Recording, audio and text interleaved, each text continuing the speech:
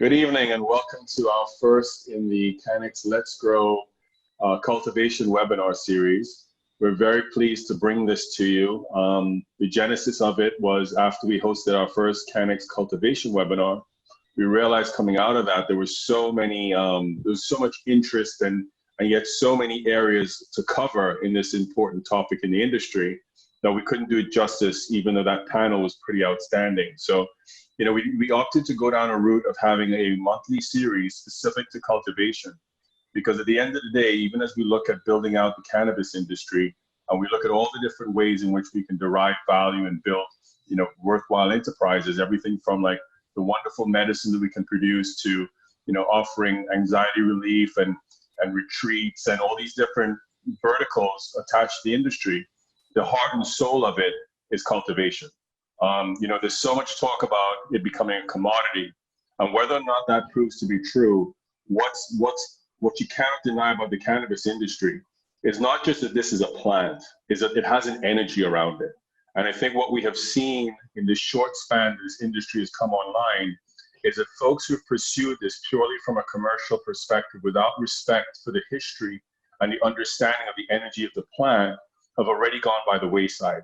And as much as that might not sound the most grounded business speak, the truth is there's an energy around this plant. And if we don't respect its history, its tradition, and ways to bring it forward so it can do good in the world, I think we're all doomed to not recognizing how it can take us forward.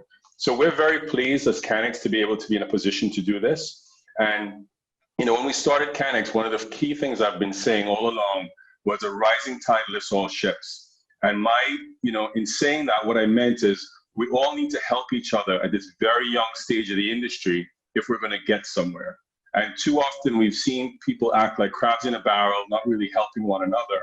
And we really stand for trying to facilitate and bring people together from all parts of the world to really do well. And what I'm really proud about is the fact that, you know, two individuals, Cole Phillips and Rob McKinney, you know, they really stood on the shoulders of that idea from that first cultivation panel, and we said, you know, Doug, you should look at doing something like this. And they helped me to conceptualize this and with our team bring it to life. And so I really want to give them full credit for, you know, being that generous with the idea so that we could bring this together and helping us to facilitate, identify some of the wonderful talent that we have on our panel today. So we also have the privilege of having First Man from Jamaica. I'll say this, so we have a panel that includes folks from Jamaica all the way to India. So as we touch on this topic, you know, what we really try to do is bring it forward to where we are here in Jamaica, but trace back some of the roots historically, so we have a much better understanding of the history of the plant in Jamaica, as well as some of the different permutations and challenges, and to better understand how we can make this succeed in this tropical climate. So with that being said, First Man, are you on with us? I know he's having a little bit of a Zoom experience. Yeah. Hello. How are we doing, guys? Is First Man able to? So here's what I'll do. While First Man just gets his microphone sorted out, can I ask each of our panelists just to introduce themselves? I'm going to start with, let's go by geography. So we'll start with I'm here, though. First Man. Awesome. Yes, I'm here. We can't quite see you, so maybe if you could come a little bit closer to the screen, maybe you'll pop up in front of the. I'm trying, you know, this technological new age is bringing me a few challenges. For some strange reason, I just can't see my face, but everyone else looks so beautiful, you know. There's just a dash of green growing across everyone's face. We're cannabis infused skin is what I'm seeing here on the screen. I don't know if everyone is seeing that as well. Yes. Yes. So First Man, I'm going to hand over to you, and you know you can start off from here, and then hopefully we'll figure out the screen thing a little bit later on. Yeah. But over to you. Thank you so much for facilitating this. Yeah, man. It's a pleasure to be here. Always, you know, we see the journey of this plant, and we know that it's a very, very worthy journey, and that there have been a lot of people around the world that shares this vibration with the plant as well. And as a result, it's always good to have these conversations, you know, and to bring forward these messages and these education about the plant. And we definitely do have a very esteemed panel with us here.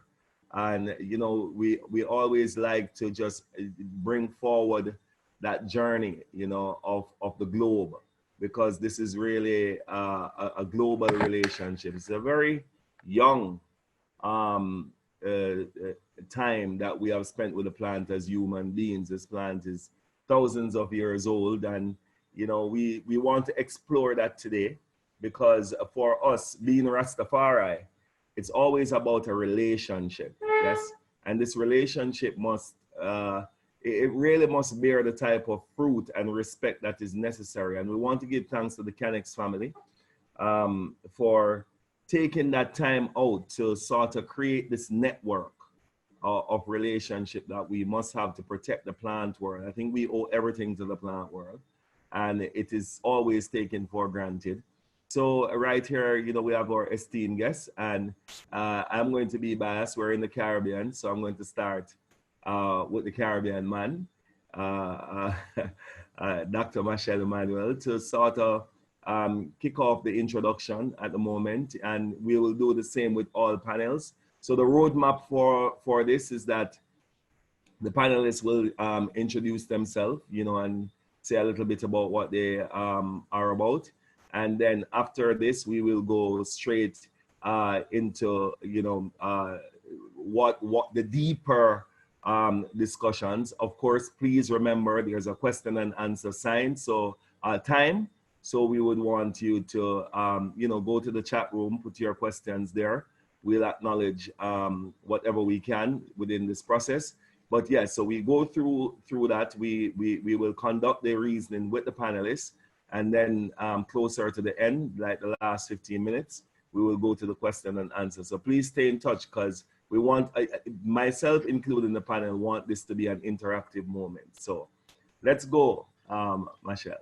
Yeah, man. Greetings, everyone. You know, it's a pleasure to be here. You know, and I'm very grateful for like CanEx for you know creating that platform and such an esteemed panel being here. You know, so my name is Marcel Emmanuel, and I come from the Caribbean space of Dominica, and I've been cultivating cannabis for like 20 years, from being a teenager, 17, 18 years old. And from that took me to the University of the West Indies, where I pursued my academic studies in terms of botany.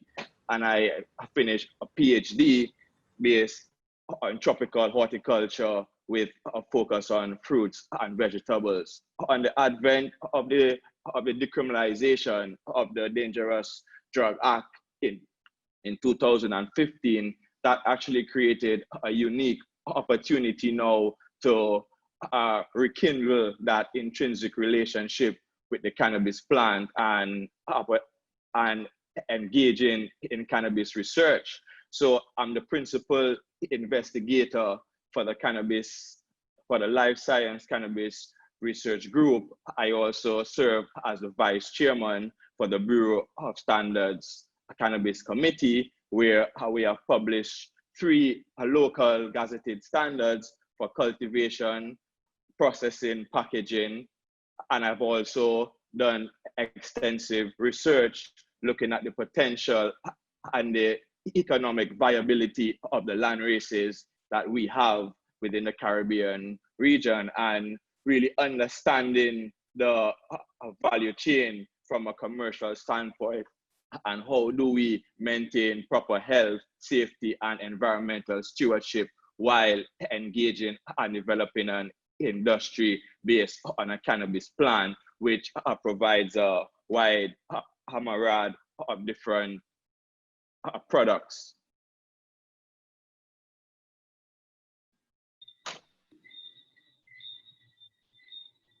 Well, thank you, Marcel, for that. That's a very, I hope that we will get to explore that resume and to go through what's going on. I'm going to go now over to Anish. Yes, Anish, tell us a little bit about yourself. Sorry. So my name is Hanish Katnawar, and I'm from Himachal Pradesh, the mountain region of India in the north. And I have been representing Himalayan hemp in this forum at the moment, and we are into 3-4 sectors. One is like we are working with farmers and their wives also, and we have made 2 products so far. One is the sanitary pads for women, which is made completely from hemp. Because our organization represents a social enterprise, so we are generating products in India which are not really high-end products, but the products which our rural area needs. And today, in India, our farmers are also struggling because they are constantly protesting, and they are also committing suicide. So these are the times when we should provide farmers with what is the best. And of course, like cannabis and hemp, both are one of the best crops in the world, and they have a heritage in India. So farmers should benefit from that. Right now, to make sanitary pads and even the masks, also we recently released masks as well. So for that, we have to get the raw material from Europe or Nepal, because in India we can get the raw material, but it's still a gray area. I mean, law is not properly defined as green, so we can get into trouble anytime as per the legal structure. So we are forced to get the fiber from outside rather than our own country. So that fight is also going on. And then with the wives of the farmers, like India has a very diverse social structure. So here man and women are still they get married and they have kids, and that is how it is going on. So women don't get to have the work here. So that is one of the ways where women can stitch the sanitary pads. They can create the products from hand. So the handmade products is also one thing that we are trying to create in India, so that women can also get some livelihood. So all these things are there, and along with the religion part, which somebody mentioned here before, that as Rastafari is a religion, Hinduism is also one of the religions in India, and both the religions have their roots in cannabis. So we should be able to use them, and we should be able to uh, give something better to the world with cannabis. So that is what we are trying to do so far. We also have a cooperative model. I mean, just this brief, where cooperative model means we go to one state, we create a cooperative society in that state. So what happens in that society is it becomes a democratic structure, so that it doesn't stay as one person entity in the future. After every 5 years, even after we die, farmers will be able to choose their own representative, and that is how they can prepare their policies. So that is the model we are also working on. So this is what we have from my side. Thank you. Yes, give thanks, my brother. Great works. Okay, Christopher, we're going to touch base with you. I hear you're in Jamaica, so let's see what the sunshine has brought to us now. So my name is Christopher Walsh, and I'm honored to be invited to this esteemed panel. And I'd like to give thanks to the CanEx family for inviting me. I've been down here since January. I was hired as the chief operating officer for the company that I'm working for now, Sativa Jamaica, who I've known for quite a while. And we basically have a joint venture with the University of the West Indies. We have our small production and extraction actually on campus. And what was most attractive to me about taking on this role was the proximity to laboratories, chromatography machines, and getting real-time testing. Before I took the job with Sativa, I was simultaneously running a dispensary in Vermont and starting a CBD company. I'm the co-founder of a CBD company called Upstate Elevator Supply Company. We're an organic, full spectrum CBD company based in Vermont, with all of our CBD grown in Vermont organically. And I learned very quickly as I started my CBD company the limitations on what you could do with the entourage effect, because in the U.S., the federal threshold for THC in a CBD product is only 0.3. And if anyone listening is familiar with the entourage effect, you really need more of a concentration of a cannabinoid to really have an effect on another cannabinoid. So for THC to really help modulate CBD, you really need to be above 1%. And, realizing that not only could I work with higher levels of THC with CBD products down here, but then work side by side with the university, getting real data and research, and getting away from the anecdotal information that's given out in the States, even in dispensaries, because we lack research, and no institutions or colleges and universities cannot get federal funding for any marijuana research. There's a gaping hole for actual data in cannabis, and someone who's sort of enjoyed and studied the science side of cannabis as much as I can on my own, I always felt uneasy and slightly misleading, telling patients that would come to my dispensary what sort of efficacy they should expect purely on anecdotal stories as opposed to hard data. So this new role for me is incredibly exciting because, I don't really know many other of my colleagues in the world that are doing this type of research in conjunction with the university.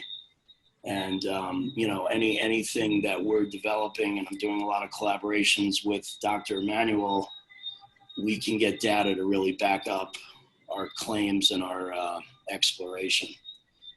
So, another thing that one of the reasons why I was really excited about taking the job too is I'm a long Jamaican, been coming down here since the early 1980s, and sort of watched the Jamaican cannabis trade. When I got down here, I was young enough, I still actually saw some of the landrace sativas and, lamb's bread, whether it was the real thing or not. Had the privilege of smoking and enjoying some of these late 70s, early 80s sativas, and then just watching all the foreign genetics come into the country because of, tourist demands, and a lot of tourists asking for something that they may be using in North America and not realizing that it's a lot more difficult to grow certain strains that aren't sativas down here, and they come with their own set of problems. So, I think this role for me, and, I'm a lifelong fan of sativas, and I've collected landrace sativas from all over the world the last 30 years, is to really help Jamaica come back to the sativas, which is the right type of plant to grow in this sort of equatorial climate. Yes, Chris, give thanks. Deepak, you're in India? Yes, I'm in India, northern India. Hi. First of all, I want to thank the CanEx fam. Can you guys hear me? Yes, we're hearing you. Yeah. First of all, I wanted to thank CanEx for putting together this beautiful show and putting together all these beautiful and knowledgeable panelists. Who are all just passionately working towards one goal, and that is to protect the sanctity of this plant, the sacred plant, that has such an intertwined relationship with us, and not just us, the people who have come before us, and the people who have come before us and were not even in proper civilization. So we're just not speaking about 7,000 to 8,000 years. We're speaking about many million years of heritage, and that all belongs to us. So thank you very much to all of you for doing what you guys do now. We run a small landrace collective, and our core job is to actually go out around India and Central and Southeast Asia and collect the landrace varieties, different landrace and heirloom varieties which are present in traditional settings with traditional farmers, in other places which are of not traditional cultivation. And of course, there are certain places which are at really critical regions like India-Pakistan border or near the India-China border. And what you have is you really have the primordial varieties growing over there, which have not really been touched by, any human domestication as far as, what appears to be when you look at those varieties. So what we do is we go to these places and we make sure that we collect, sample of the germplasm. So as we already understand that, India is a developing country, and a lot of these places where, the cannabis grow today, they will no longer be able to sustain these populations because of, the infrastructure that is coming up so rapidly. And, even in places like, near India, Pakistan, or India, China, the remotest corner where you wouldn't feel, as though the development would be, shaping up in a very rapid manner, but it is. And, it's such a privilege for me to actually share this journey with other people, and, to motivate and just to give an idea to, other young people in my country, and, even in other countries in Southeast and Central Asia, that, this is our heritage. And, we have to go out and we have to protect it, because right now, the government doesn't really have a correct structure. They don't really have their priorities straight. I mean, they're doing absolutely zero to protect this plant at this moment. So, the responsibility does fall back on people like us, who actually understand the implications and the importance of this plant, that should it not be there, tomorrow, for our, the generations to come, for them to enjoy and to actually, understand, what our heritage meant, then, it means nothing.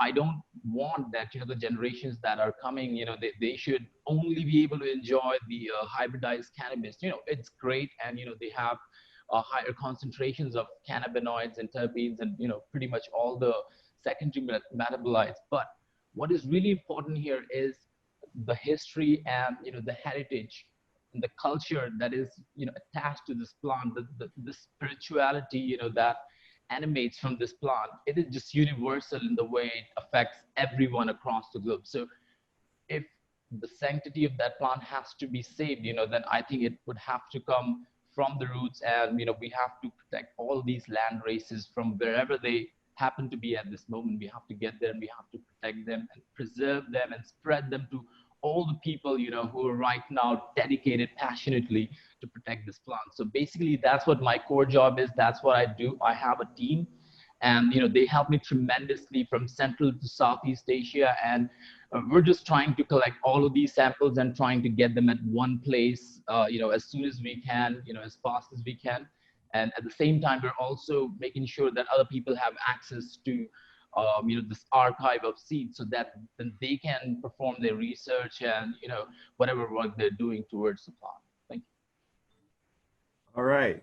All right. So there you have it. Those are our panelists. And I'm going to just take this into a direction, because we're using a word called history, the history of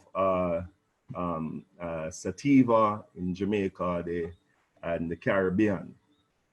And that for me is a very, very important conversation. And history in itself really, now it's not necessarily about facts. It's about the story, If we take modern day history and we look how someone is going to write this history of tomorrow, it's going to be anyone's thought, So facts in itself is proven not necessarily to be something that we can trust. So what I would love from this journey is the possibility for us to, say, when did we interact with this plant as the Caribbean? And when I think about the Caribbean, I'm thinking about what makes the Caribbean, yes? So we heard that Africans came here, Europeans came here, Chinese came here, Indians came here. And I think in Asia is where we find that most of the documented history has come about, So I would love for us to, I'm going to start again with you, Marcel. to see if I know, you know, you're a scientist, and and sometimes it's difficult to ask people who are scientific minded to go into the story, but that's what we're looking for. We're looking for that story of interaction and any science that come beyond that interaction in terms of that global relationship with the Caribbean. Is there a direction you can give us about the word sativa? How did that come about? And really and truly, when did the Caribbean start to interact with this? What are the stories and the scientific data around this journey? Sure. You know, so going to the botanical classification of marijuana, ganja, the genus is known to be cannabis, and there are some the genus is cannabis, and the species has been described as, you know, sativa. So, and with that, you have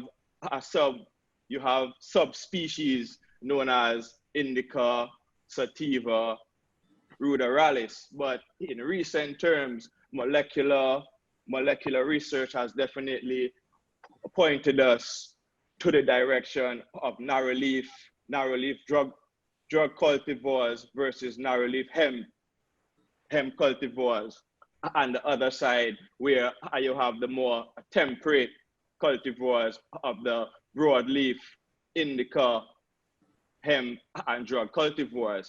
So in terms of the Caribbean region, the Caribbean was exposed to cannabis.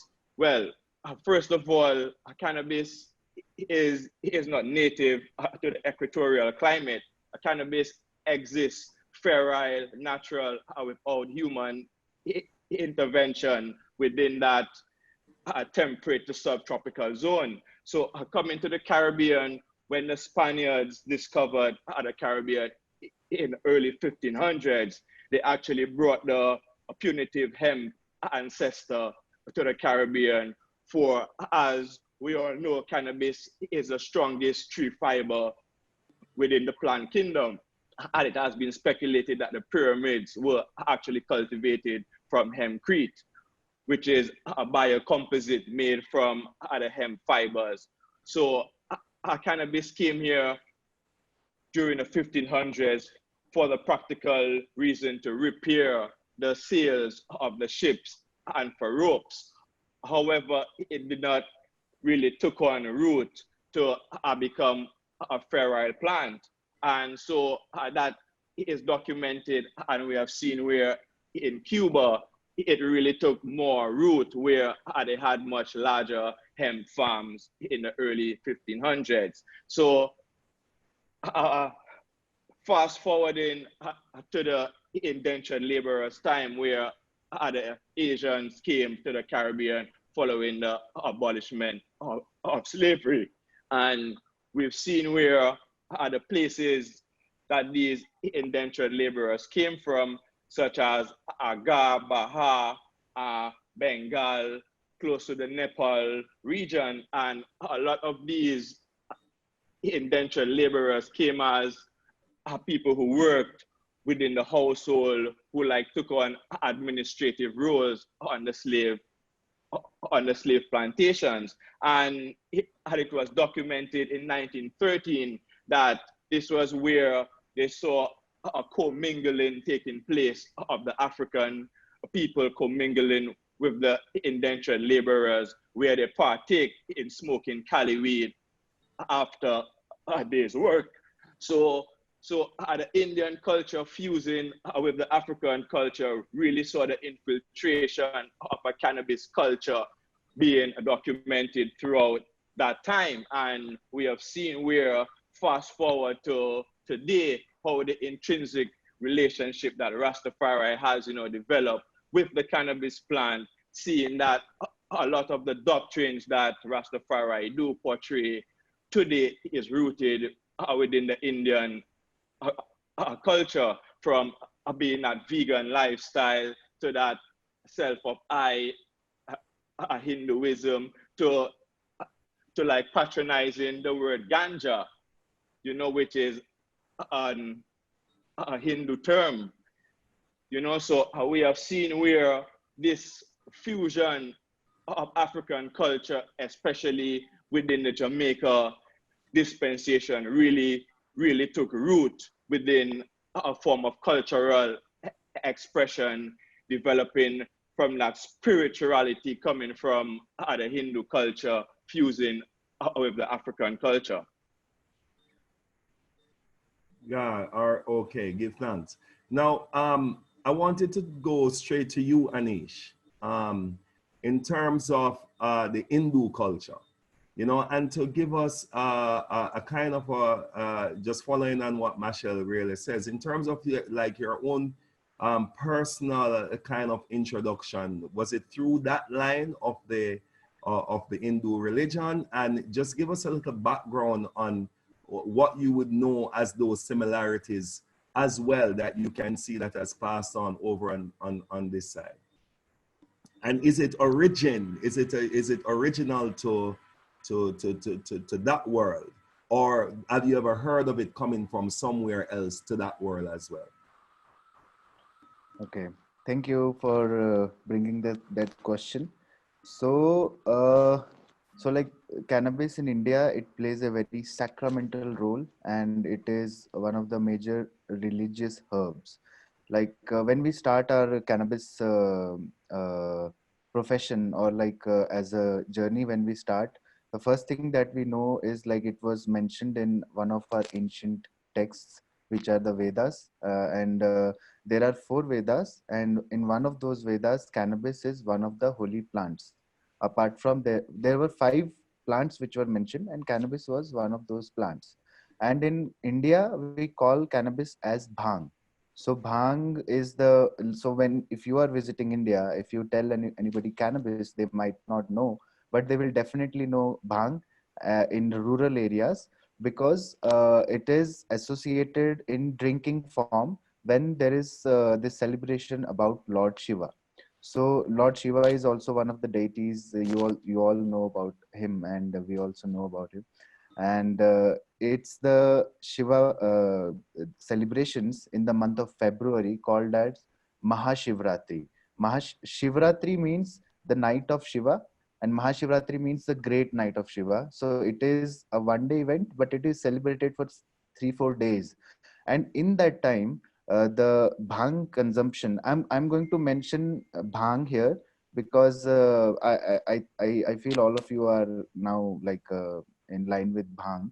So they make this drink, like they take leaves and flowers of the plant, they crush it in the form of a paste, and then they mix it with the water or milk, and then they drink it in the form of bhang.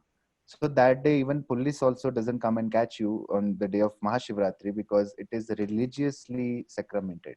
So it is accepted in India religiously, but there is also a taboo form of India going on, because of cannabis going on in India, because there are societies in India, and right now, due to the after the 1985 ban, a lot of synthetic drugs have come into India. Like there is street form of heroin, and all these things are going on, and it is killing people. So that is why they have become much more stricter on the cannabis plant. But back in the days, like since I come from Himalaya, so I will talk about the Himalayan range. We have Hindu Kush here, we have Patkai range, we have many other areas here. And in Himalayas, we have a different history from India. Why? Because if you have heard about it, there is a mention of there used to be a silk route from China to Afghanistan, and it used to pass through the Himalayas. So before any this criminalization happened and all these things happened in central India, in Himalayas, people were not really aware like all these things were also going on. So the Silk Route was still going on. Like people from Tibet used to bring salt and other commodities. They used to go through Himalayas to Afghanistan. In Himalayas, they used to sit in Himalayan villages, and they used to smoke hashish. Like Himachal is very famous for charas. And the basic difference that I have come to understand between charas and hashish is that hashish is made from the dead plant and charas is made from the live plant. And in the history, like there used to be kings before in India, before this became a democracy. So that time there were some kings who used to strip people naked, and they used to run around the fields, ganja fields, and whatever used to get stuck to their bodies as raisins, they used to scrape it and they used to smoke it.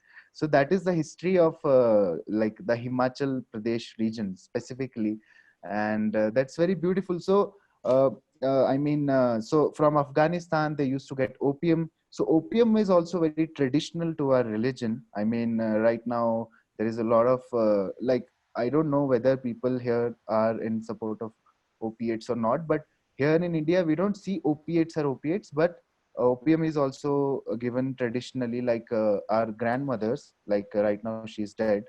So whenever any kid used to cry, so they just used to give small amount of opium to them so that they, stop crying and all. So it is a blend. Like cannabis is also there, used religiously. It was used by saints before, sadhus before. And right now, if you come to India, if you come to religious capitals like say Varanasi, Rishikesh, or many other places, there you will see babas and sadhus who still use cannabis. So people don't get shocked while looking at them if they are using cannabis. But there are people, if their kids smoke, then they will feel very cautious about it. So these things are also going on. So these days, it's very important that we tell them about the historical aspects of it.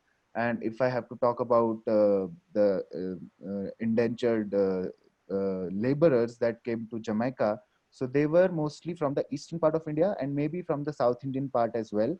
So if we have to tell like the which plant went to Jamaica from here, it can be cannabis indica for sure, but it can be a mixture as well, because there were different strains in different states. Like what we smoke in Himachal Pradesh is completely different from what people are using in Kerala or what people are using in the eastern states. So there is a multitude of varieties here in India as well that you can still find. And it is becoming sativa dominant as well, since Israelis and Russians and other people from other countries have started coming in. They bring seeds, and sativa is also one of the plants here. And indica has slowly started disappearing. Maybe it has disappeared, or there are more strains.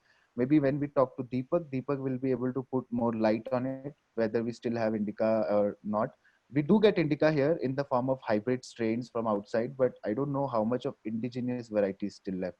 And that is where we also want to fight for the indigenous variety of what grows in India, because right now we are allowed to grow in two states, Uttarakhand and UP, Uttar Pradesh.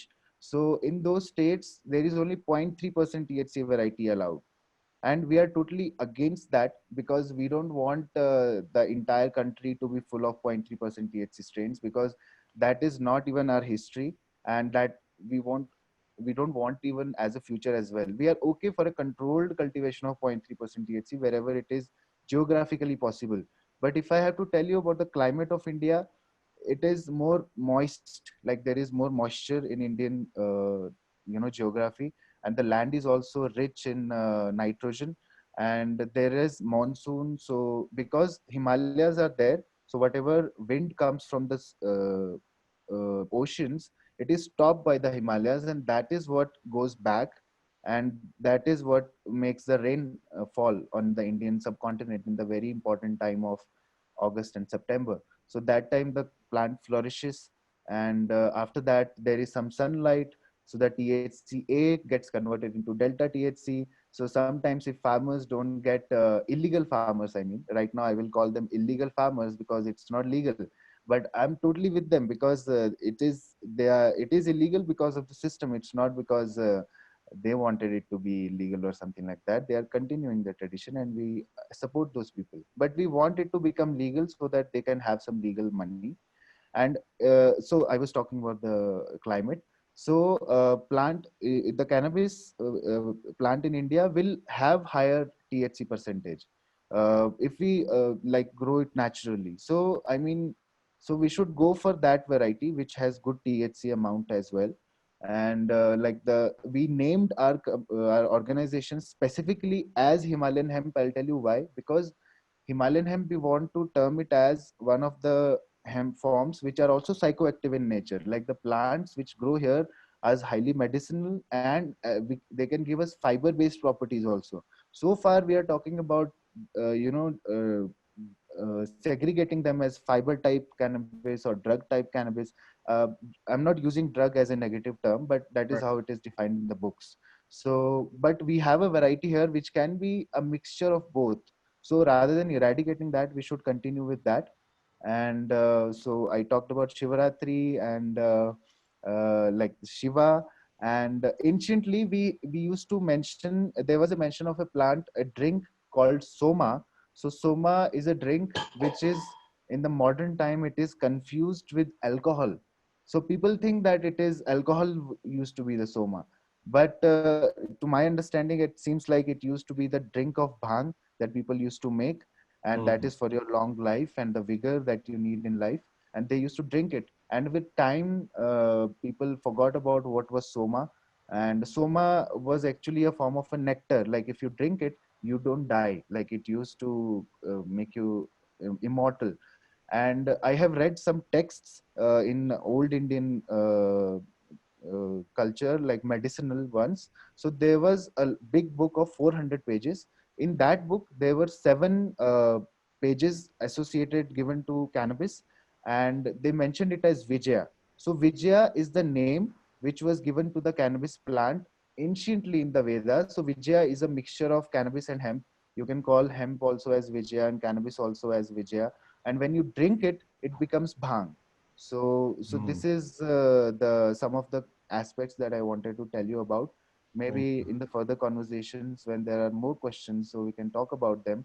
But indentured laborers, they definitely brought the chillam, which is very much prevalent in the Rastafari culture. you. Very, very much So so. yeah, so chillum was one of the things which was introduced by indentured laborers, and chillum is one of my favorite paraphernalia as well when we smoke it. Like rather than if we smoke a joint which has a paper, we have to smoke. If we smoke a chillum, it doesn't have any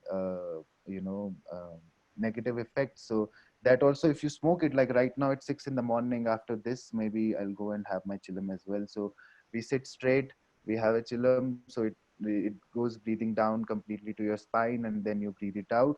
That is the best way to smoke as well, where you don't feel the ill effects of smoking that much. It also opens up your breathing in the morning. So these are some of the things which come from Indian culture to us, which we learn from others here, like our elders. Maybe I'm representing all of them right now because I've met a lot of people, a lot of babas, and it's all like it's all a part of the culture. Only thing wrong here is the legal status of the plant, which shouldn't be like that, because it is a part of our culture and it should be legal and it should be decriminalized for sure.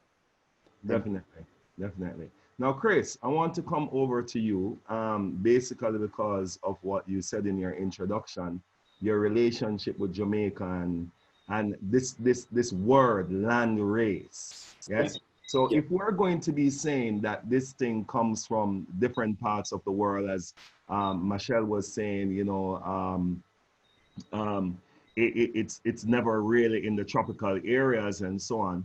What exactly is a land race? Because when I was growing up, I remember going into the hills of St. Anne, and these plants were like very, very tall in the air, and even what Anish mentioned, there are some plants in that part of the island that is not necessarily grown for the buds.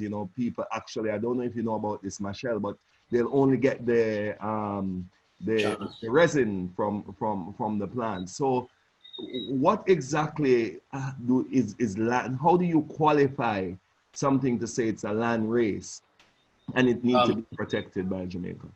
I mean, I don't think there's a true definition. It's a very loosely used term in cannabis, but the way I've always sort of defined it is not necessarily a strain that's indigenous to a climate, but rather a, a strain that thrives in a certain climate, and also similar to the wine industry will take on it'll reflect a terroir that you'll get from that microclimate.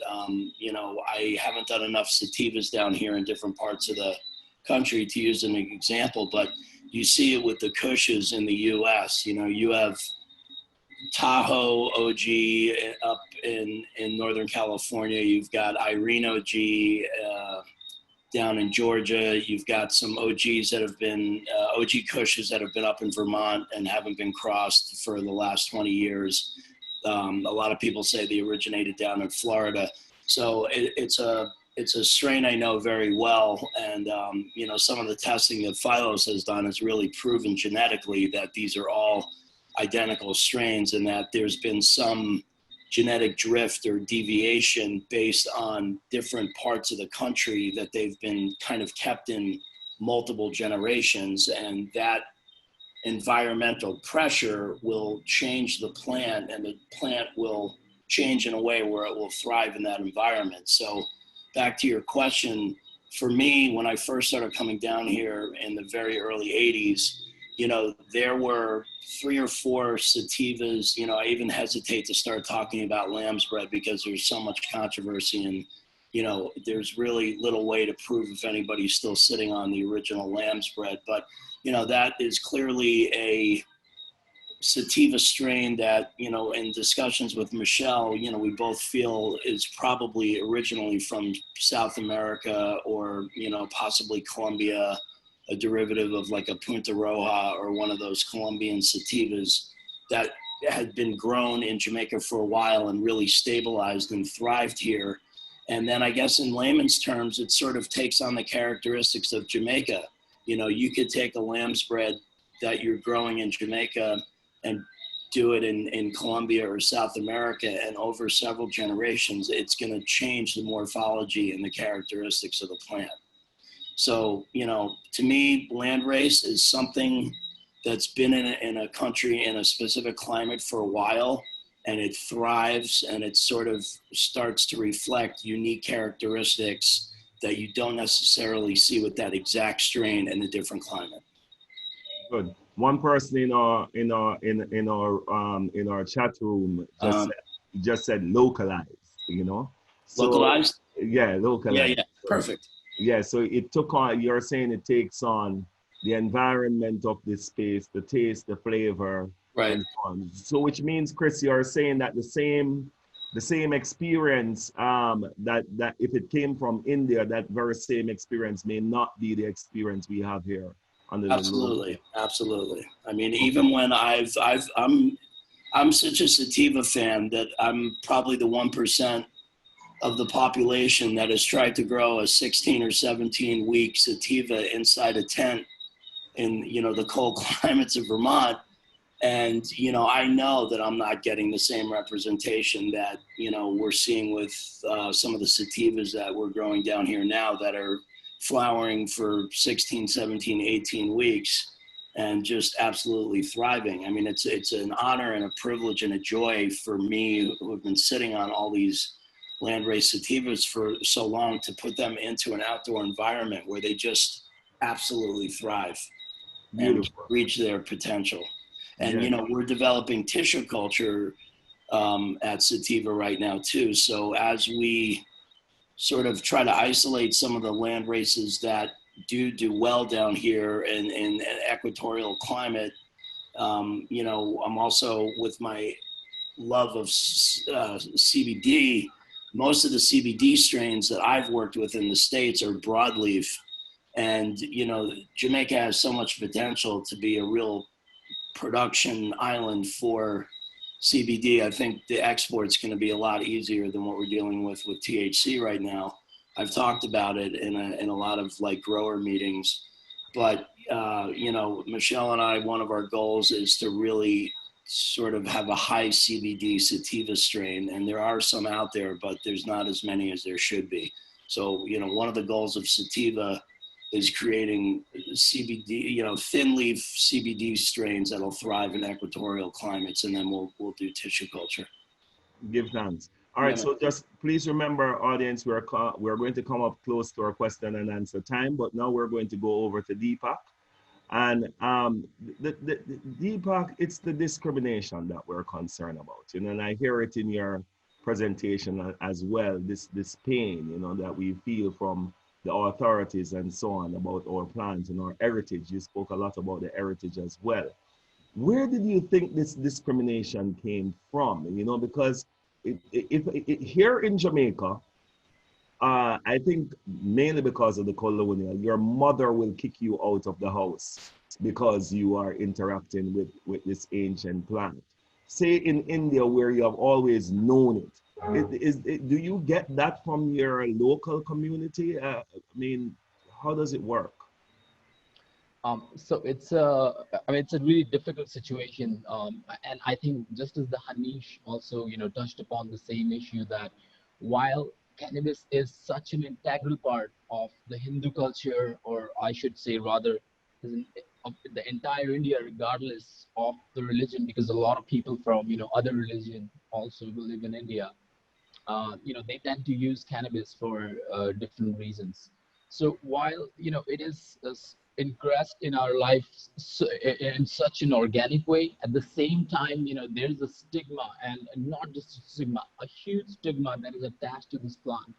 And I'm not even speaking about the metro cities or the cities where they may have run some propaganda against the plant, but I'm speaking about Himalayan villages where they're taking out drives to eradicate cannabis from the streets, or just take a day out and venture out in the mountains and just take out uproot all the cannabis plants which are present. So that sort of gives you a broader picture of how we perceive cannabis in two different ways at the same time, and it is so contradicting in nature at the same time. But I think this whole idea and this whole uh, outlook towards the plant is something that we have inherited. It's not something that is intrinsic. So I'm going to touch upon that just briefly. When we say that the cannabis is such an important part of Hinduism and the Indian culture, the Rastafarian culture, we already understand that for something to become an integral part of the culture, it has to be a positive influence. It has to be something that was positively and openly accepted in our societies, in our culture, in our religion, in our religious practices, because we knew already through our ancient knowledge and wisdom that this is a plant, that has been given to us by the nature, to heal ourselves. So we already had all that information. Then what happens is all of that is hijacked, by a certain set of people, with the imperialistic, outlook towards the whole world. I mean, and I think, if we go back to what Michael was talking about, late 1500s, mid 1500s, Portuguese and Spanish had really, a stranglehold in the Caribbean islands. And, what they realized was, that they can actually bring in sugarcane plantations onto the, island, the Caribbean islands, and they can actually make a lot of money.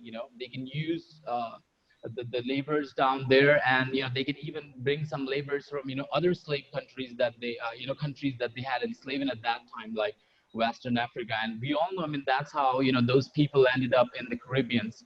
But then around like 1833, they abolished this slavery, just namesake, but then they figured out a different way to do this. And that way really was the indentured servitude, that they're going to put people under contracts, and they're going to tell them, hey, you know what, you come with us to Caribbean and you will be working in this plantation, you'll be getting money, you'll be getting health care, and blah blah blah, all these benefits. That happens even today, that people get taken for so many things. And as soon as those people were brought over to the island, they realized that none of that is actually taking place. All that is happening is they're being forced to work in reprehensible environments, that should not be the case for anyone around the world.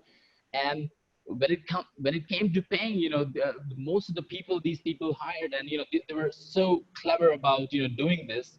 They hired the people who had debts back in the country, and they would tell these people that we're paying off your debt, so there is no need to actually pay you for the work that you're doing here.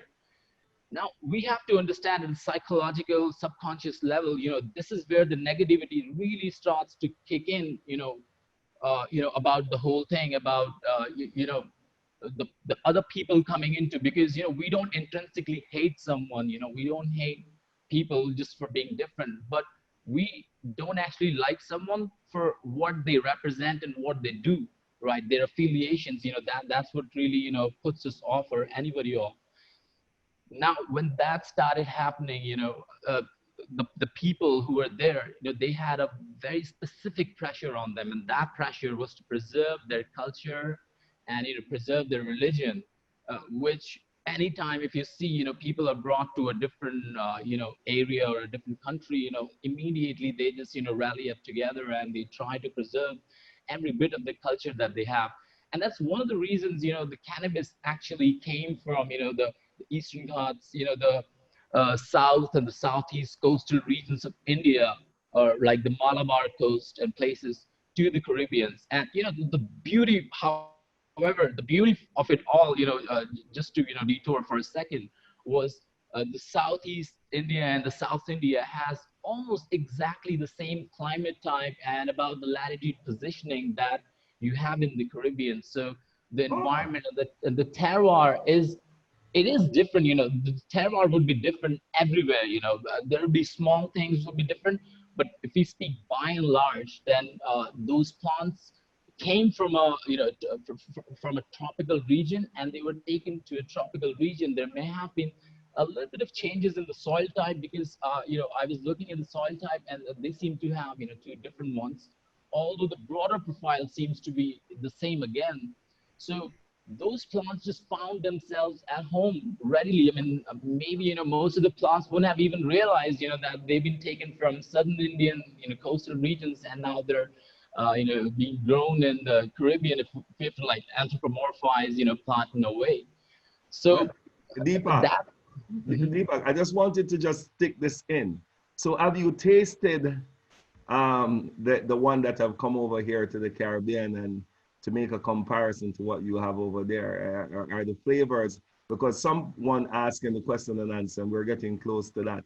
How can we say it's the same strain from that same region of India that came over here into Jamaica? So we're almost into the question and answers right now. It's like, so are we saying, do you find the flavors to remain the same, Deepak? Have you tasted Jamaican herb? Oh, so yeah, I have smoked Jamaican because I had seeds that are taken from someone from America, though. So I'm not really sure, whether or not, what was the amount of purity that was in there.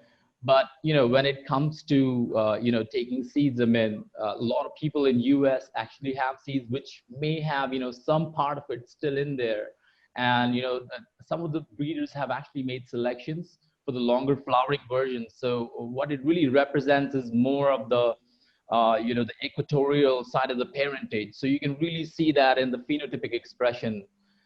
So yeah, I did grow like one of those plants, and I smoked it. So I'm not going to say that the flavor, the fact that we're saying that the plant was taken from here to the Caribbean island, not on the basis of how it actually smokes or how the experiences, but it's more to do with the history, how the history played out. Yes. Okay.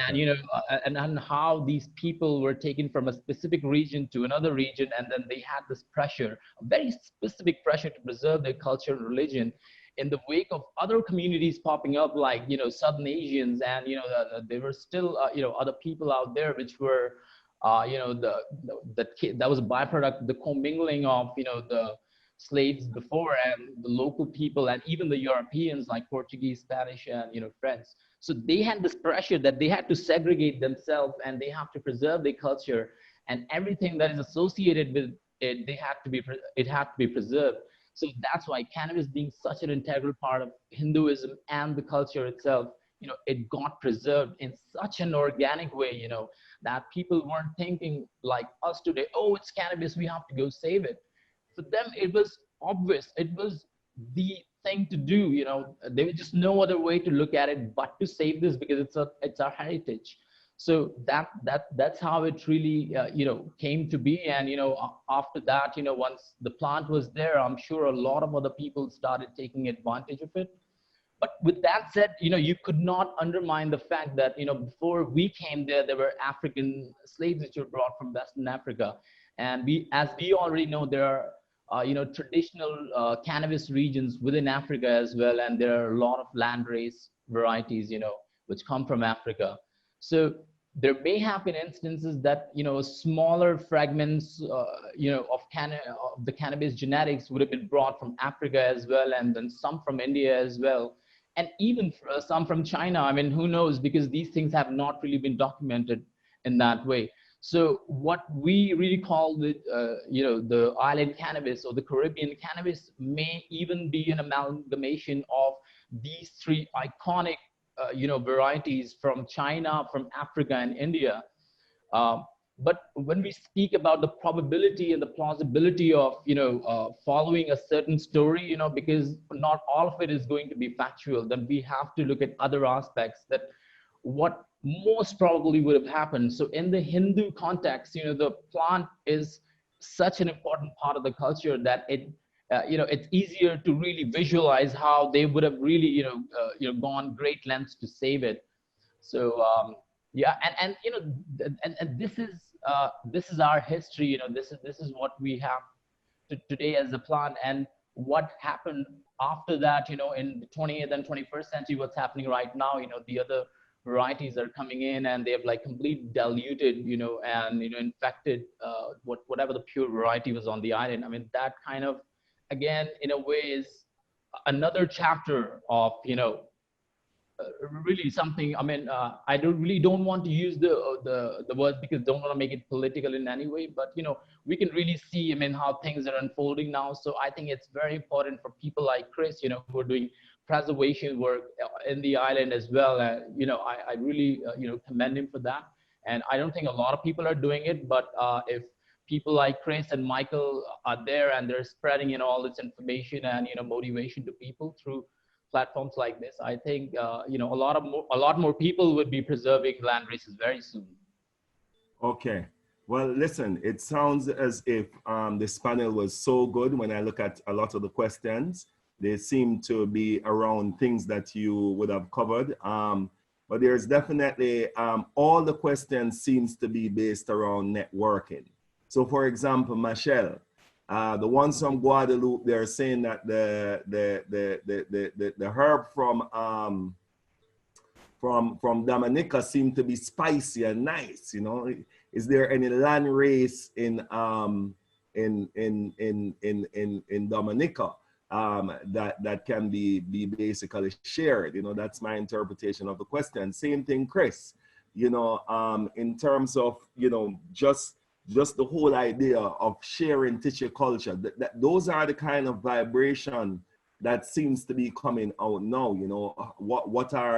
How can they be shared? But in talking and thinking about land race, I'm wondering if that's a confusion. Is it that it needs to be grown here in Jamaica, grown in Dominica, and if you share it to another part of the world, it may take on a different flavor and you may not get the same thing? I'm just going to run that between, I don't know how much time I have. I don't see Douglas, and we're 3 minutes past 8, but I don't think we could have done any better. But I start with you, Marcel. How do you see this? Can we share? Yes, and the Caribbean region, because of the history of using cannabis, is very unique to see how the archipelago has used cannabis and how cannabis has been distributed throughout the region. We definitely know Jamaica has a long history, and that has been promulgated through the Rastafari culture and through visual performing arts. And I just want to say that if you understand cannabis, you have the two extremes. You have the temperate varieties that tend to have a much shorter flowering time, which are generally considered to be the indica. But based on molecular work, you could definitely see where these were broadleaf indica plants, and I also have narrow leaf indica cultivars.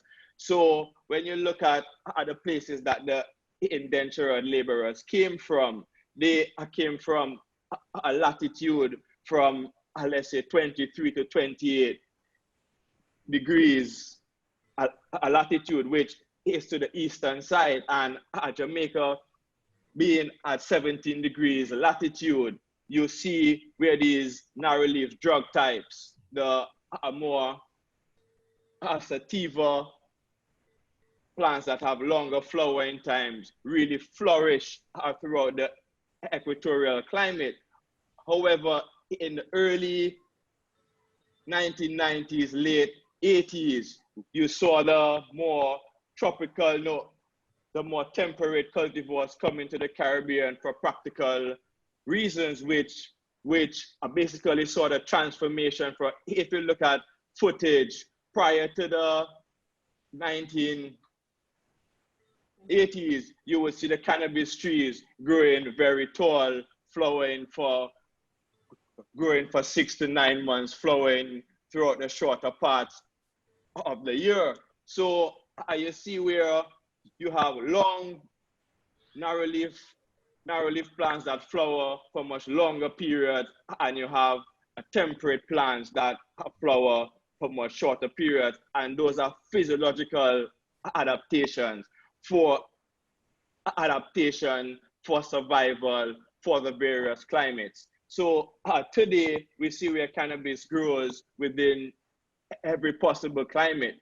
So coming forward now to Jamaica, the Caribbean, you see where in the 1960s, possibly the cannabis that Bob Marley and they used, those were more the narrow leaf drug types that flowered for 12 to 15, sometimes 18 weeks. So these cannabis came with a different terpene profile, different flavonoid profile, and different cannabinoid profile. So the euphoria was definitely unique to these plants being promulgated and being inbred for such a long time that they have developed unique characteristics. So for practical reasons, because of heavy law enforcement, and a lot of it was sponsored by the United States government, where we saw heavy eradication practices being taking place throughout the Caribbean. And if you were a ganja farmer growing a plant that takes sometimes 9 months to reach maturity, depending on what time of year you actually you like cultivate that plant. So if you grow the temperate cultivar, which has a much shorter flowering plant, within the tropical climate, which has a much shorter day, we don't have the long days like California for these temperate plants to grow pretty large. So within the tropical climate, where we have the photo period of 12-12, pretty much the sun rises at 6 and set at 6. So these plants would flower prematurely. So a ganja farmer now would be able to grow a smaller plant and get a much smaller turnaround time. So most ganja farmers saw that for practical reasons to grow these hybrid cultivars to be more inconspicuous from the law and be able to get multiple crops throughout the year. So as you mentioned, because cannabis is a wind pollinated plant, think of 30 years, 20 years of farmers growing these hybrid cultivars, the level of cross-pollination that has definitely took place within Jamaica. You could see most of the modern day cultivars that are grown towards, in terms of Jamaica, have a much shorter flowering time, and it definitely display morphological and physiological characteristics for these more temperate, more indica type cultivars. So for practical reasons, we see we are 9 Mile in St. Anne's, where Bob Marley was from. Because of that tourists going to visit Bob Marley's museum, they have a tradition of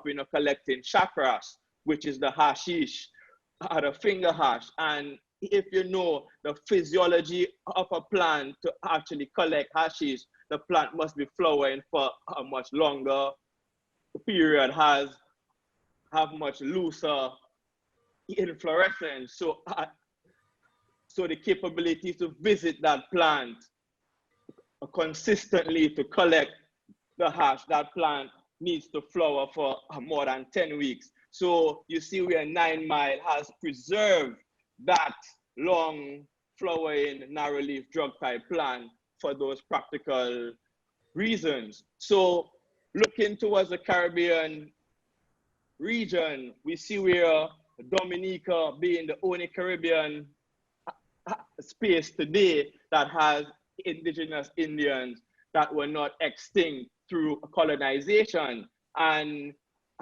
Dominica today being seen as the nature space that really does not, is maybe the only Caribbean space that doesn't have an international airport. So at the capability of foreigners bringing these new indica type short flowering time cultivars weren't as practical as a place like Jamaica that has heavy tourism. So if you visit Dominica, you will definitely see the majority of cannabis being cultivated would be possibly a cannabis that was smuggled from Jamaica during the 1980s, 70s, cultivating there. But we must be mindful that there has been infiltration of cannabis coming from Central and South America as well. So at the culmination of these narrow leaf drug cultivars cultivating within that local soil type, altitude, so forth, these plants have definitely developed unique characteristics. And when I do research, I've definitely seen where these more landrace type cultivars have more balanced concentrations based on CBD to THC. The ratios tend to move from 1:1 to sometimes 2:1, but these modern strains that we see cultivating, the ratios go from 250:1 in terms of THC to CBD. So we see. What's going on there? All right, sorry.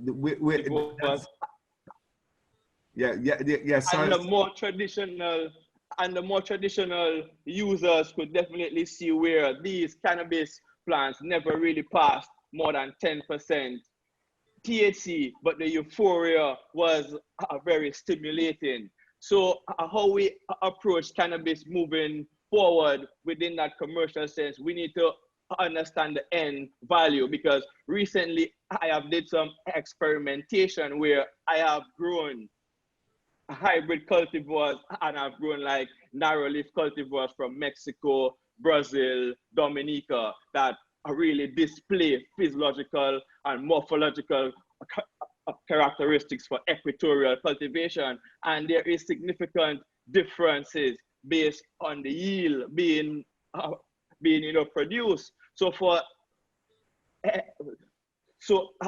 so to make reference, I grew some hybrid pineapple kush on a bed 3 feet to 30 feet long, and the yield for flowers was in the region of 3 to 4 pounds. Then I grew a narrow leaf drug type that grew much bigger, and I actually received 14 pounds.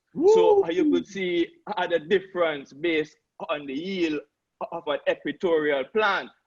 However, the bud structure may not be as presentable like the California genetics, but in terms of if you were to produce oil or buy products from these, you will definitely have less inputs and get greater yields, which would create more a sustainable approach to cultivating cannabis within the tropics.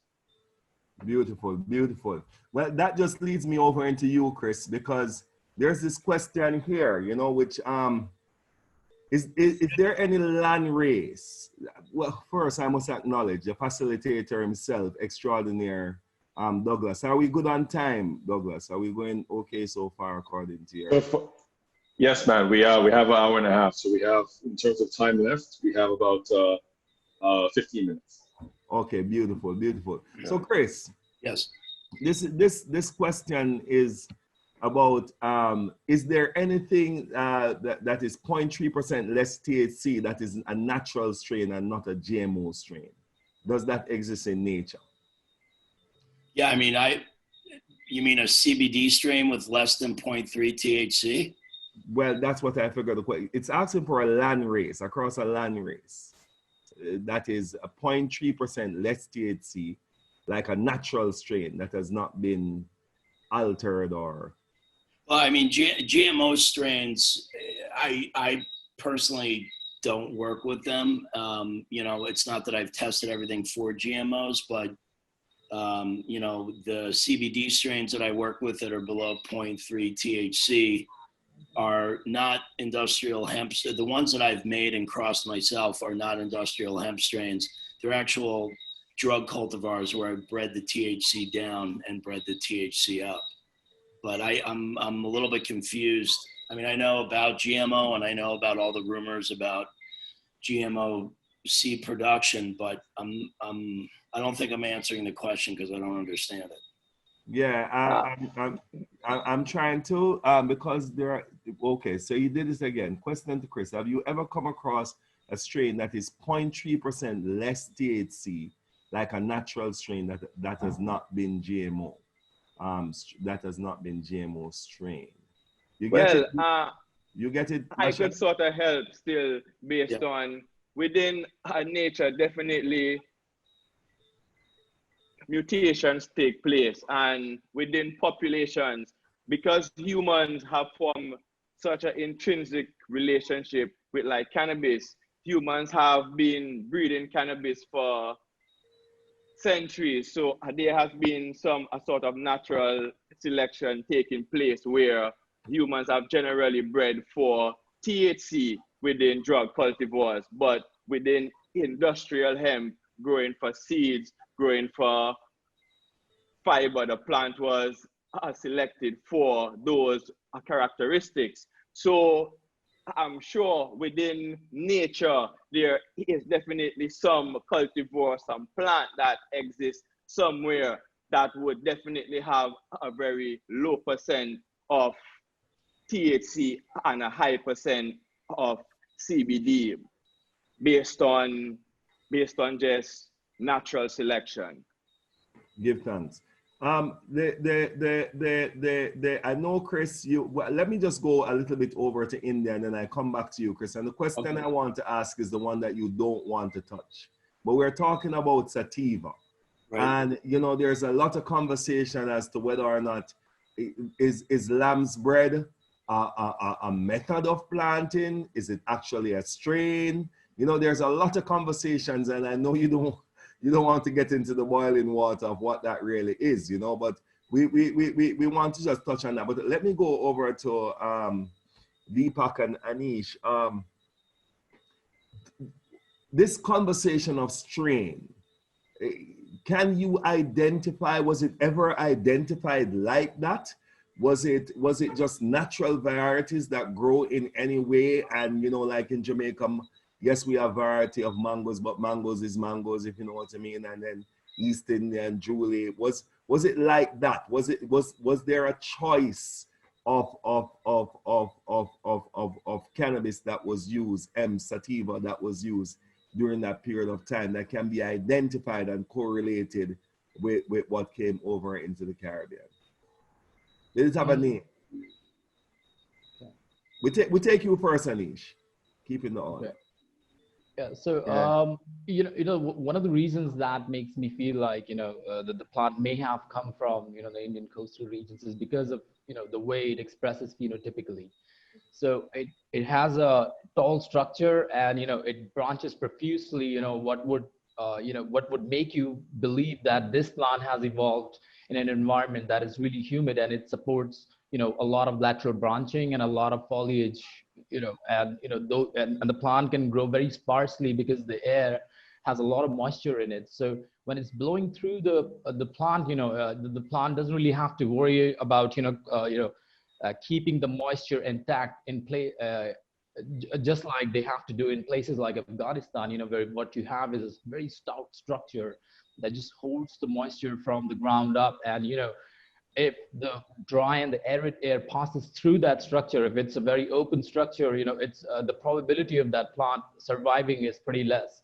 However, if it has a very compact structure, it can contain the moisture in a much better way. And so some of the other characteristics are of these characters are also because of the way it has been domesticated. But by and large, what I'm trying to say here is that the environment, the terroir, has a deep impact. Nature and nurture both. So nature basically, the genetics and the nurture. But the nature doesn't really the burden of adaptation is always on the gene. It's never on the environment, because the environment is going to remain the same, although the plant would have to make adjustments to actually adapt according to that environment, should it want to keep on thriving and surviving in that environment. So for example, let's just take an example. There is a drastic climate change in a certain part of the world, and there was a traditional cannabis population that used to grow there. I'm sorry, a natural cannabis population that was growing there. Now we already understand, if the change is drastic enough, you would see a lot of genotypes just disappearing over time, because they will just fail to adapt to those changes. But some of the genotypes will eventually adapt to those changes, and what you would see is you would see a new population emerge out of those few genotypes.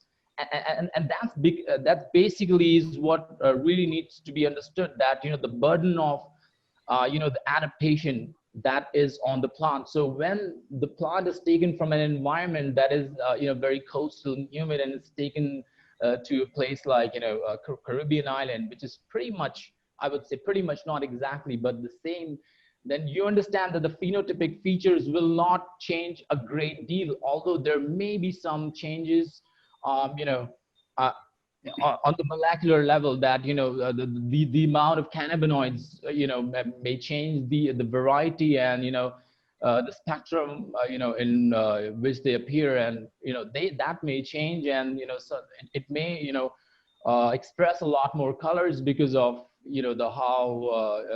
because of the availability of the blue spectrum in the light during the flowering.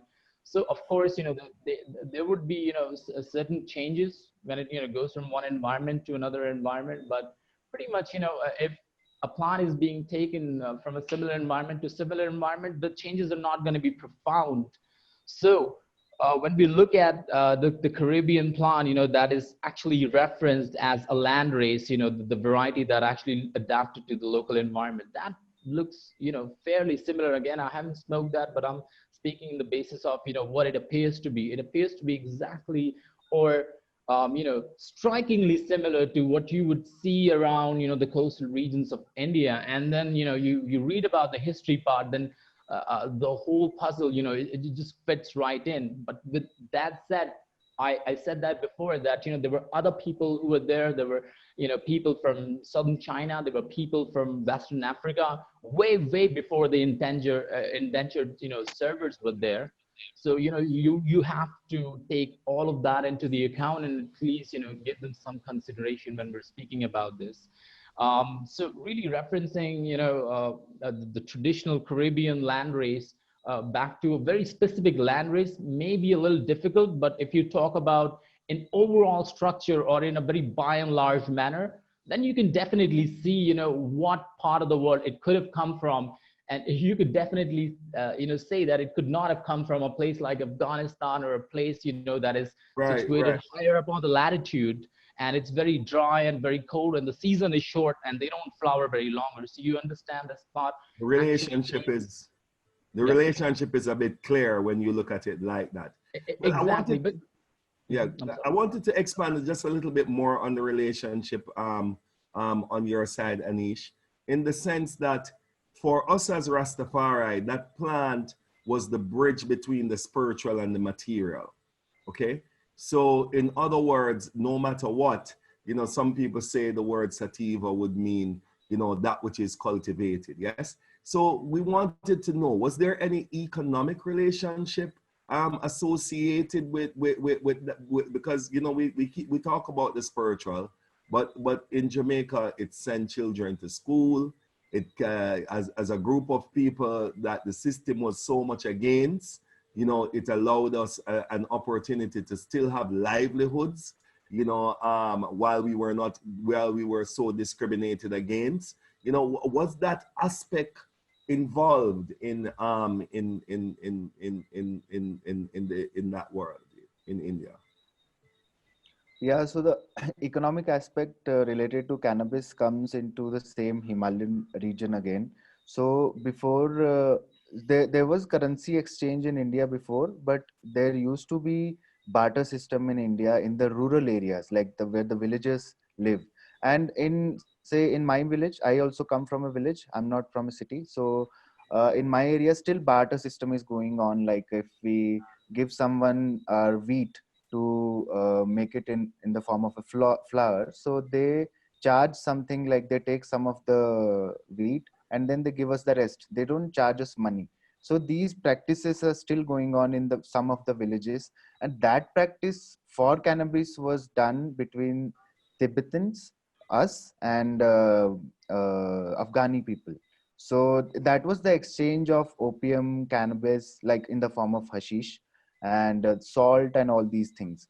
And some of the Tibetan traders, they got settled. So that is how the relationship between Tibet and India also comes as strong, because when the Chinese invasion happened in Tibet, and after that Dalai Lama came into Himachal, and he's still staying here as a refugee, and now he has like a bigger status in India as a guru as well.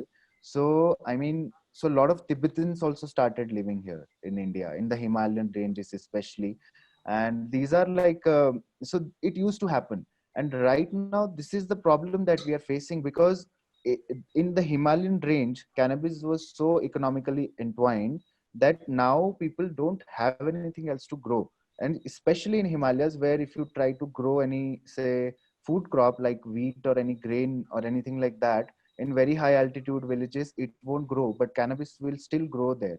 So now those people don't have an option because of the criminalization of the plant, and these people don't have a way forward to go. And they continued, and they didn't, since they didn't have an option, they continued making hashish and charas and giving it to people and supplying it, because that is inherent to them. It's not like they are doing something wrong. Now the system has become wrong, so their practices have become wrong. And I have a friend here, Mr. Vikram Mitra. Like, he's also one of the very proficient people in cannabis space here. He mentioned that there used to be red charas before in Himachal. So red charas was the one which used to be medicinal. Like, it was given to people for medicinal properties. And now what charas that we have is just for recreational purposes. So we have lost the medicinal touch that we used to have. And that also had an economic relation, but not again in terms of money. There used to be a doctor, like local villager doctor. We used to call him Vaidya. Okay, and people used to go to him or her, and they used to treat people. And in return, they didn't used to have anything. They just used to if somebody wanted to donate something, they used to donate, give them the favorite food or something like that, and that is how they used to take care. So all of these practices have gone have been lost completely in the last 30 years.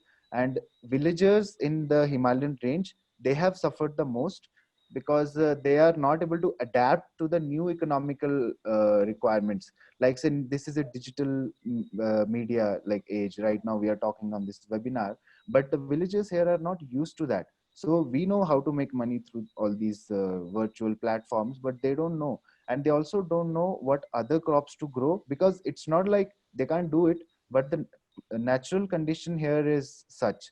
And if I tell you about the geography of India, like if this is India, it is from the half, the bottom half is in the tropical region and the top half in the subtropical region. So I stay in the subtropical region, and this the strain that came to Jamaica was from mostly from the tropical region, which is in the East India, Central India, or the South India. Like that is how it is. So might be the strain which grows here, just like Deepak said, it might not have a very much difference from what we have in Jamaica. But still, when I have used both the strains, like the South Indian strain, Central Indian strain, and the North Indian strain, and I have felt a difference in high that we get, like from the South Indian strains and the North Indian strains. And maybe that is also because of the practice. Like in South India, when you go, you mostly smoke it in the ganja form, like the green form. You use it in the green form. But in the Himalayas, we smoke it or use it in the charas form or the hashish form. And that also happened. Why? Because in Himalayas, we do the seeding operation in the month of April or May, and then we harvest it in the month of October. So it is a 5 to 6 months long period strain that is there. And like in August, there is rain. So what happens is that is very important for the cannabis plants to grow. And after that, the sunlight period which comes into here is also very important in terms of converting THCA into delta THC so that it becomes a better plant to use. And the due to the dew rating happening over here, like in the mountains, a lot of dew is there in the morning. So what happens is we don't need to do the retting operation for the stalks. So we also work with the fiber. So we don't need to put them in a stream for 2 months and then wait for the fiber to come out. They naturally get dew extracted. So we just go there and you just extract it, and it's all naturally retted for you. So It's these not, practices, yeah. it sounds a lot like, as you say, that environment relationship. You know, Jamaica is an island, though, so we are definitely surrounded by the Caribbean Sea, which I think Yes. really creates a little bit of difference sometimes too. So all of these minor differences are there. I really do want to underscore the similarity that you mentioned about the economics and the trade. You know, I don't know if this is something that CanEx is into. You know, investment in these world only seem to be about money, but that important word trade and bartering, you know, is really and truly in these COVIDic time that we have to start to look in. And most of the questions, as I say, that came from the people listening was really how we can share, how we can. In fact, I heard one person call it the international herb. So really and truly, it's the earth race, yes, and that's that what is very important. It's 8:30 now, and Chris, I want to touch this lamb's bread topic because I'm very sure that it is within our family that we do have lamb's bread. But again, we are talking about history. And I saw you dancing around the topic, both yourself and Michelle. I know it's kind of because there are so much stories about it, so much songs and poetry about lamb's bread. What is lamb's bread? Can anyone answer that question? Is it a part of our story? Is there any facts around this term? I'll say this much because I don't personally rely on any of the genetic information that I've received on it, other than anecdotal stories. What it's most similar to me is a lot of the Colombian Sativa strains. You know, a lot of people think it's originally from India, and maybe some of the Colombian strains originally are from India. But I've had long discussions with Michelle, and Michelle, please chime in here too. But you know, no, it's just I don't really. Lamb's bread does not seem to be bountiful like it once was. But if you get your hands on Colombian strains, which sadly have stayed, you know, less more purified, you know, sort of hidden in corners of Colombia where they really haven't been bred that much. You can experience these Equatorial Sativas that on a psychoactive level, which is, you know, what I took away from what I was told was lamb's bread back in the early 80s, was this just electrifying euphoric, energetic psychoactivity that also had a lot of endurance. I mean, you know, one of the things that stuck with me about the urban Jamaica in the early 80s was that, you know, you could smoke and it would stay with you for a long time. And, you know, I'm really not trying to dance around it, but, you know, I look, here's my take on it. Like, I would never have the hubris to try to say, I want to take similar genetics and try to duplicate a new lamb's bread or something like that. But because cannabis is not indigenous to Jamaica, theoretically, any strain that will do well here and people will embrace and work with for a long time will inherently become a land race. So with the access to genetics that we have at Sativa and some of the projects I'm planning with Dr. Emmanuel, and with the data to back it up, you know, I'd like to create some Sativa strains and not stabilize them and do not backcross them too much so that, you know, they're very narrow genetic diversity. I'd like to do a bunch of F1s where you can just release it to people that are interested in it and let them do the work with it. A strain that still has a lot of genetic diversity, where if you pop 10 seeds, you're gonna get 10 very different looking plants. And, you know, maybe I won't be around anymore, but maybe 30 or 40 years from now, something that we put together, you know, and set people up for success genetically and actually have the data where these things can be continually researched, we can sort of tee it up for a land race for 30 years from now. Well, yeah, Marcel, we have a minute. If you can just give us a sound. Let me just add to the discussion. I want to thank Deepak and Hanish. You know, like, your information is very informative and it goes very deep, you know, and I must say too that we need to talk off the air, you know.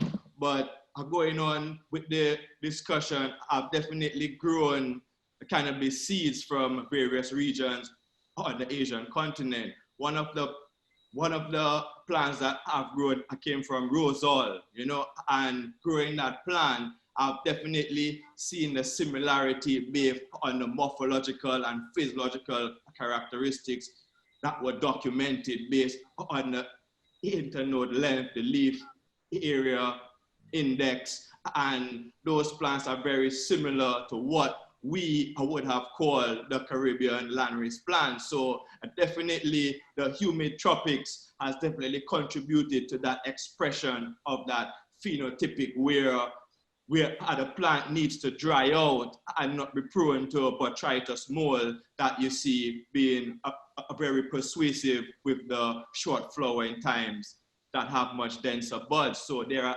advantages to these natural selection traits of the genes being expressed within various climates. What I do know based on Jamaica's history is Jamaica being the only Caribbean island totally surrounded by the Caribbean Sea, Jamaica has a very unique biogeography. So if you look at Cuba, the Eastern Caribbean, Cuba would get the Gulf of Mexico trade winds, where the Eastern Caribbean definitely gets more of the Atlantic trade winds, which bring significantly more rainfall. So the plants within the Eastern Caribbean are generally trying to adapt to these characteristics to be able to just survive. So the environmental pressures for a selection is very persuasive on a cannabis plant being so plastic, you know. But within Jamaica, we basically know Jamaica had various cultivars. I use the word cultivars because that speaks to more population than actually a strain. And when we use a strain today, it simply means that had the capability to replicate, and a user can predict the exact euphoria. So strains really came about through asexual propagation, representing the same genetics all the time. Traditional growers generally grow from sexual propagation, which brings about the inbreeding population that stabilizes throughout generation, that really becomes endemic to that region. So at Jamaica, within St. Thomas, you had cotton herb. Within the St. Elizabeth Plains, you had gosheng, you had thyme weed coming from the hills of St. Elizabeth, and the lamb's bread was definitely noted for coming from the Westmoreland region. And if you understand the tradition of cultivating cannabis throughout the Western region, you know that this is where the sun sets. So they get the orange spectrum slightly longer than anywhere else within the Caribbean region, which is for 12 minutes longer. And if you understand that orange phytochrome from the sunset, really, if you look at an indoor grow, the flowering spectrum tends to be that orange spectrum. So a cannabis growing in the Western region tends to have a better finish, a more denser bud. So with cultivating it within that region, and they have extensive indigenous knowledge, they were capable to stabilize particular population of plants within the Western region that definitely colonized the world and created that buzz for, you know, Jamaica known to be lamb's bread. Sadly, today the hybridization, you don't necessarily see those morphological and physiological and phytochemical characteristics being expressed within these modern day cultivars. But definitely we need to do more research to understand the economic potential of growing equatorial cultivars within the equatorial climate, and I know that would create a more sustainable approach towards production. Give thanks, my brother.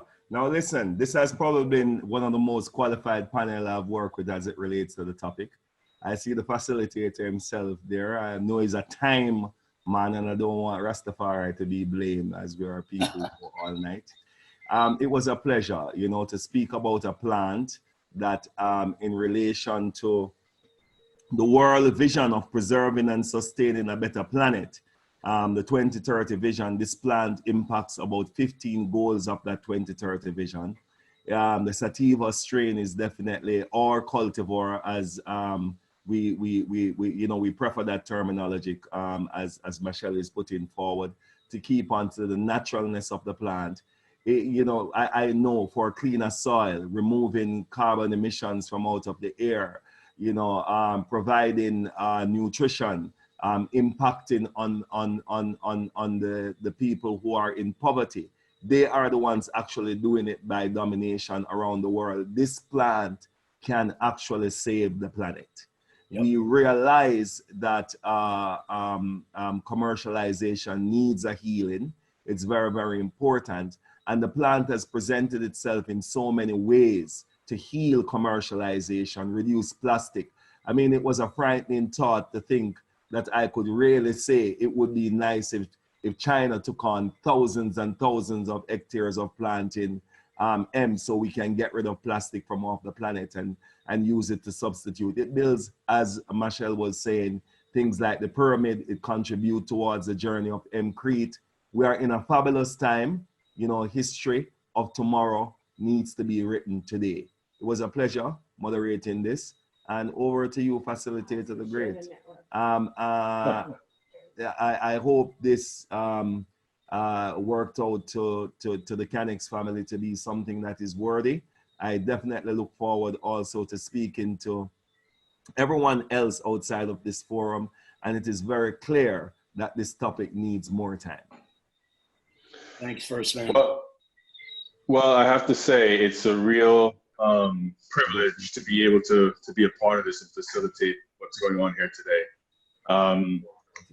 Special thanks to you, Hanish. Special thanks to you, Marcel. Special thanks to you, Deepak. Christopher, special thanks to you. And in particular, I really want to say that I think First Man has done an outstanding job today. Yep. You know, we've had such a talented panel of experts, and I have to say, I would have been quite intimidated to try to navigate, threading this information together from such an esteemed panel. And he's done it with a fantastic outlook and really made it come home to roost here in understanding what's happening in Jamaica and the Caribbean. I couldn't leave without also saying a thank you to my wonderful team. All the kudos to CanEx, we appreciate it, but it's nothing without the hard work that these ladies have done behind the scenes to make this happen. So I really want to say thank you to them. And then again, in signing off, I also want to acknowledge the initiative from Cole, Philip, and Rob McKinney to help us to sort of see this come to light and the role that they played in connecting some of the dots here. So it's really with a very humble perspective that I say that from the perspective of CanEx, we had our mission to sort of see how best we could connect the world and help to push this industry forward. Very large words, but a very simple concept. And it's really with that very, very basic premise that we've been so very fortunate to be able to assemble folks from all across the globe here this evening. And again, Hanish and Deepak, thank you for waking up so very early on your side of the world to participate with us today. It's been invaluable. So without further ado, we're going to have this series once a month, the last Wednesday of every month. So the next one is going to be on October 28th. We're also going to have this recorded, and we'll have it on our website within the next 24 to 48 hours. So one quick one, Douglas, one quick one. Sure. Could we ask the ones to just share their info in the chat, because there's a lot of ones who would want to just get in contact, if that's possible or if that's a protocol. No, that's fine. What I was actually going to say, first man to that effect, is that when we have everyone's email address who's participated, and we will send an email follow-up with all the links to all the speakers. So, with their contact information, because again, that's what we want to do. We hope these platforms can help to connect people and help to take things forward in terms of developing the industry. Yes, and I want to give thanks to the people in the chat too, because they kept the interest going and give a lot of guidance to how this thing could do. It was a well-rounded job from all involved. Thank you for being here. Definitely. Good. Thank you so much. Have a wonderful evening, everyone, and again, thank you. We appreciate it.